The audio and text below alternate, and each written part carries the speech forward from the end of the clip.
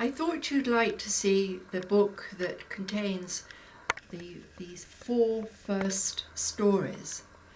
I'm now going to read the second story that's called The Snoring Gorilla. We are still in the jungle with Jim and Brave Mouse, and in this story they find a new friend. The next time Jim and Brave Mouse went into the jungle, they played hide and seek with the animals. They ran through the jungle and hid behind the trees. They were very hot and tired, so they sat down to have a rest.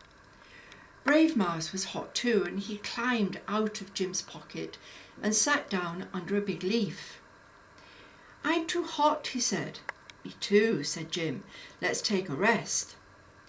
Jim and Brave Mouse were asleep in the shade when the biggest, blackest gorilla in the jungle found them.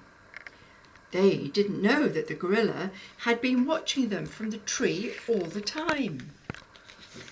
The gorilla sat down and suddenly felt very sleepy. "I feel very tired too," he whispered. The gorilla sat down under the trees and fell asleep. After a little time, the leaves all shook because the gorilla was snoring very loudly. "Oh no," hissed the snake. "That gorilla snores too loudly. He will wake everyone up." Brave Mouse opened one eye. The gorilla snored again. "What's that terrible noise?" squeaked Brave Mouse. Jim opened both his eyes and smelt a horrible smell. "Pooh, pooh," he said. "What a horrible smell." Brave Mouse held his nose and jumped into Jim's pocket. "Let's go," said Jim. And then he heard the gorilla snore very loudly. "Look behind you," said the mouse. "The smell and the noise are coming from over there." The gorilla felt very hungry and suddenly opened his eyes. He saw Jim and Jim saw him. They looked at each other for a very long time. "Who are you?" thought the gorilla.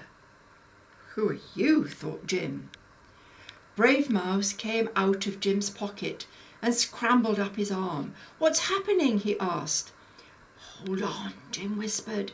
"We might have to run." Suddenly, a strange thing happened. The gorilla got up, took Jim's hand, and led him to the edge of the jungle. "Take care," he said to Jim. "The lions are close by."